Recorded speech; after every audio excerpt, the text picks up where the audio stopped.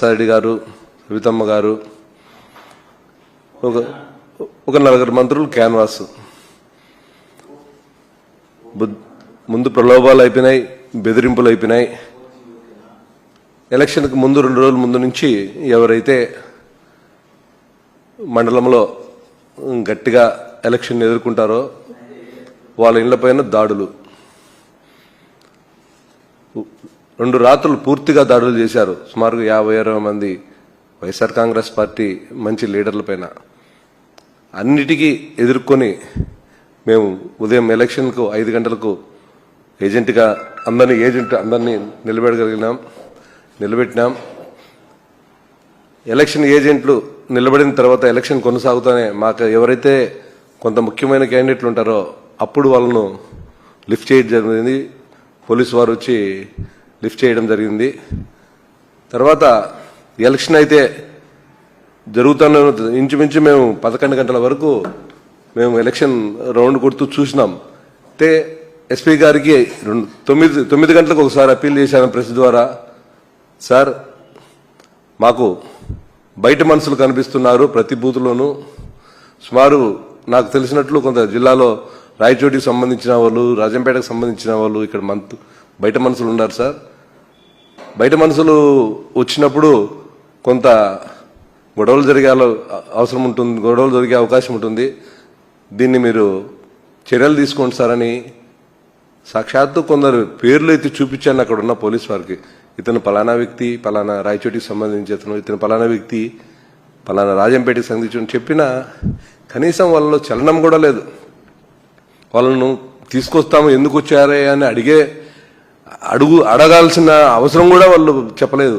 ఎంతసేపు మీరు క్యాండిడేట్ 2 నిమిషాలు బూత్లో ఉండండి, బయటికి పోండి, 2 నిమిషాలు బూత్లో ఉంటానే మీ చెకింగ్ అయిపోయింది, మీరు వెళ్ళి మమ్మల్ని అంటున్నారు. కానీ పోలీస్ డిపార్ట్మెంట్ మరీ దారుణంగా నిన్న దినం అయితే పోలీస్ యూనిఫామ్కే చెడ్డపేరు వాళ్ళు చేసిన అరాచకం.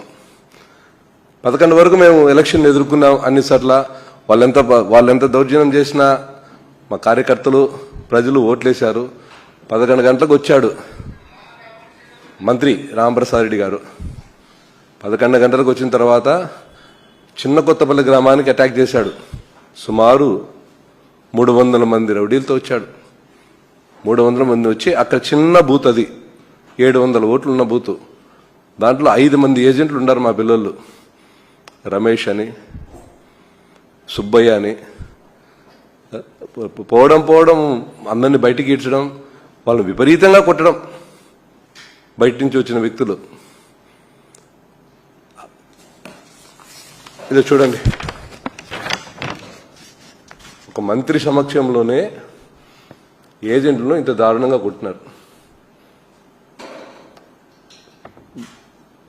అది మొదటిగా జరిగింది. ఇది జరిగిన వెంటనే నేను అక్కడికి వెళ్ళాను. మా ఇద్దరికి వాగ్యుద్ధం జరిగింది. నన్ను బెదిరించాడు, గట్టిగా బెదిరించాడు. నేను మా పిల్లలు ఒక 3-4 ఉన్నాం. 200-300 మంది వచ్చి బెదిరించాడు. కానీ నేను అక్కడి నుంచి మళ్ళా అక్కడ ఉన్న వాళ్ళే బయటికి పంపించారు. మళ్ళీ ఒంటిమిట్టకు వచ్చి నేను హైవేలో కూర్చున్నాను. జాయింట్ కలెక్టర్ గారు వచ్చారు. జాయింట్ కలెక్టర్ ఐఏఎస్ ఆమెను పోయి రిక్వెస్ట్ చేశాను, అమ్మా ఈ విధంగా మంత్రి గారు వచ్చి కోడ్ ఉల్లంఘనమ్మా, ఇది ఇక్కడ ఓటు లేదు, రాకూడదు ఇక్కడికి ఎలక్షన్ జరిగేటప్పుడు, అయినా మంత్రి వచ్చి ఈ విధంగా బూతుల్లోకి వచ్చి రౌడీజం చేస్తున్నాడమ్మా, మీరన్నా చర్యలు తీసుకోండి, పంపిండి అని. అప్పటికి ఆయన ఇంకొక మంటపం పల్లెని ఇంకొక ఊరికి వెళ్ళారు. అక్కడ ఉన్న మన ఏజెంట్లను ఒకేసారి పోవడం 200-300 మంది పోవడం, అటాక్ చేయడం. 200-300 మంది పోయినప్పుడు 20 మంది 30 మంది ఎవరికి ఆనరు కదా, అది పరిస్థితి. మామూలుగా అయితే ఎలక్షన్ అయితే ఎదుర్కొంటాం లోకల్గా. 200-300 మంది పోయి మండపంపల్లి బూత్ పడిపోయి అక్కడ మేము అంతలోకే మా ఎమ్మెల్యే గారికి, అన్న ఈ విధంగా దౌర్జన్యం చేస్తున్నారంటే వాళ్ళు రాజంపేట నుంచి అక్కడి నుంచి వచ్చారు. వెళ్ళి మండపంపల్లి బూత్కి పోయినాం. పోయి చూస్తే బాక్సులు లేవు, అక్కడ పోలింగ్ ఆఫీసర్లు లేరు, బాక్సులు లేవు, బూతులు ఖాళీగా ఉన్నాయి. జాయింట్ కలెక్టర్ మేడం ఆడికి వచ్చింది, చూపించినాం. మేడం ఇక్కడ బాక్సులే లేవు మేడం అంటే, నేను కనుక్కుంటాను ఆమె చిన్నగా జారుకునింది. అక్కడి నుంచి మళ్ళా వచ్చి ఆయన వెంట మమ్మల్ని ఏం చేస్తున్నారంటే మాకు పోలీసు వాళ్ళు అడ్డుపడుతున్నారు, మా వెహికల్ పోవడంలే, అతనికి స్వేచ్ఛగా మమ్మల్ని అడ్డుకోవడం, అతను పోయి ఇంకొక బూత్లో. ఇదే విధంగా ఆయన సాయంత్రం వరకు సుమారు 17 బూతుల్లో రిగ్ చేసుకోగలిగినారు. ఇది నిజంగా ప్రజాస్వామ్యంలో నిన్నటి దినం చీకటి దినం. ఒకసారి ఎవరైనా ఆలోచించండి, ఒక చిన్న జెడ్పీటీసీ ఎన్నిక సుమారు ఒక 25,000 ఓట్లు, ఒక రాముడు స్టేట్ కోదండరామ స్వామి ఒంటిమిట్ట అనేది చరిత్ర, భక్తికి చరిత్ర, ప్రశాంతంగా ఉన్న ఊరు. గతంలో ఎన్నో ఎలక్షన్స్ జరిగినాయి, ఒక చిన్న కేసు కూడా ఎలక్షన్ కేసులు లేవు మా మండలంలో. నిన్న నువ్వు వచ్చి ఎంత దౌర్జన్యంగా ఈరోజు మండలంలో ఎంత అరాచకం చేసినావంటే, ప్రతి కార్యకర్తలు నాయకుల్లోనూ ఏంది మా బాధ, మేము ఇంత బాధపడాలన్న ఒక చిన్న బాధ అందరికీ ఉంది. దెబ్బలు తిన్న వాళ్ళకు ఉంది ఉండొచ్చు. టీడీపీలో నిన్నటి కొంచెం సంతోషంగా ఉండొచ్చు, మా మంత్రి వచ్చాడు, మేము దౌర్జన్యం చేయగలిగినామని.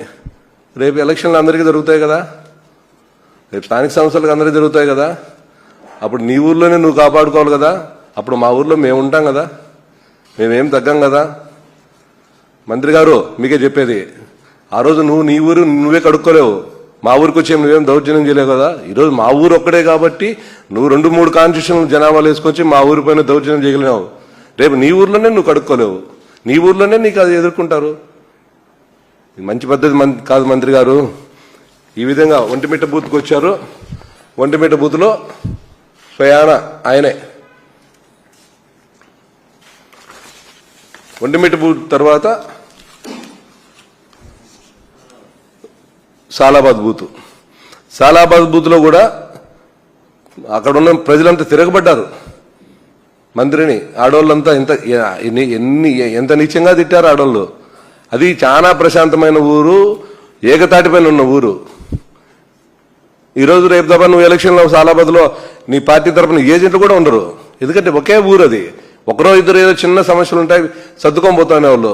నిన్ను నువ్వు చేసిన సాలాబాద్లో చేసిన అరాచకం భవిష్యత్తులో మీకు ఏజెంట్లు కూడా ఉండరు, ఏజెంట్లు కూడా దొరకరు నువ్వు చేసిన సమస్య. నేనేదో ఒంటిమిట్టకు పోయి రిగ్ చేసుకుని చిన్న ఎలక్షన్, జెడ్పీటీసీ ఎలక్షన్ ఏమవుతుంది, ఓడొచ్చు గెలిచొచ్చు. నా పేరే జెడ్పీ సుబ్బారెడ్డి. మా మండలంలో నా కుటుంబం 2 సార్లు జెడ్పీటీసీగా ఉన్నాం, జిల్లా వైస్ చైర్మన్గా ఉన్నాం. నాకేం ఆ పేరు పోదు. ఇదేమన్నా మీరు దౌర్జన్యం చేసి మేము ఓడిపోతున్నా, నాకేమేం పేరేం పోదు. నా పేరు జెడ్పీ సుబ్బారెడ్డే. కానీ నిన్న మీరు చేసిన మా మండలం పైన అటాక్ మా మనసులో ఎప్పుడు ఉంటుంది. మీరు పెద్దలు కావచ్చు, మంత్రులు కావచ్చు, కానీ మనిషిని నిన్న బెదిరించారు, మీరు ఏమైనా చేస్తావు, దేనికైనా సిద్ధమే. నువ్వు మహా అంటే ఏం చేస్తావు, నన్ను కొట్టిస్తావు, చంపిస్తావు, దానికి కూడా మేము సిద్ధమే. మనిషి అని పుట్టినాక ఎవడైనా చావాల్సిందే, దానికి కూడా మేము సిద్ధంగానే ఉన్నాం, దానికి కూడా వెనక్కిపోం. కానీ నిన్న జరిగిన ఒంటిమిట్ట ఎలక్షన్ మిమ్మల్ని ఆపు చూసుకొని మా మండలంలో నిన్న మాట్లాడారు ప్రెస్ మీట్లో, భూస్థాపితం చేస్తామని. నువ్వు ఎన్ని రోజులు సపోర్ట్ వస్తావన్నా మా వాళ్ళకు భూస్థాపితం చేసేదానికి? అయ్యా, నిన్న మా మండలం నుంచి మాట్లాడిన ప్రెస్ వాళ్ళకి నాయకులకు చెప్తున్నా, భూస్థాపితం చేయాలంటే పక్క రోజుల నుంచిలే నువ్వు వచ్చి నన్ను చెయ్యి, నేను ఎప్పుడు సిద్ధంగా ఉన్నా. నేనేం అమెరికాలో మా ఆధ్వర్యంలోనే ఉండా. నీ శక్తి ఎంతో నాకు తెలుసు, నా శక్తి ఎంతో నీకు తెలుసు. ప్రజా తీర్పు కోసం నిన్న ప్రశాంతంగా ఎన్నికలు 11 వరకు జరిగాయి. 11 నుంచి మీ దౌర్జన్యం, మిమ్మల్ని ఎవరు లెక్క చేయరు, మీకెవరు మేము భయపడంలే. మీకు ముందు పోలీసు 780 మంది, ఒక చిన్న గ్రామానికి 780 మంది పోలీసులు మీరు పెట్టుకున్నారు. 780 మంది పోలీసులు పెట్టుకుని మీరు నిన్న ఎలక్షన్ రిగ్గింగ్ చేసుకున్నారు.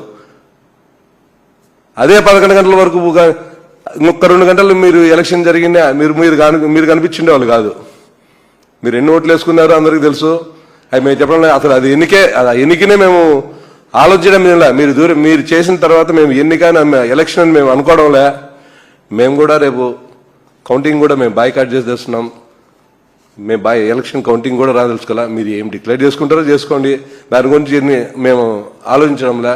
కానీ రాష్ట్ర ప్రజలంతా గమనించినారు నిన్న రాంప్రసాద్ రెడ్డి మంత్రి గారి తీరు, తెలుగుదేశం పులివెందులు చేసిన దౌర్జన్యం, పులివెందులు ఏజెంట్ రాకుండా ఫస్ట్ అడ్డుకున్న దౌర్జన్యం. ఒక ఊర్లో 800 మంది ఉంటే 800 మంది మీరు పక్క మండలాల నుంచి, పక్క కాన్స్టిట్యూషన్ నుంచి తెచ్చిన తీరు అందరూ ప్రజలంతా గమనించినారు. భవిష్యత్తులో మీకు మంచి గుణపాఠం చెప్తారు. ఈ జెడ్పీటీసీ ఎన్నిక మీ పతనానికి ఆరంభం. కోదండరామును సాక్షిగా చెప్తున్నా, మా రాముడు చాలా పవర్ఫుల్. మీరు మా రాముడి దగ్గర మీరు చేసిన అరాచకం మీ నాశనం తప్పకుండా కోరుకుంటుంది, తప్పకుండా తగులుతుంది.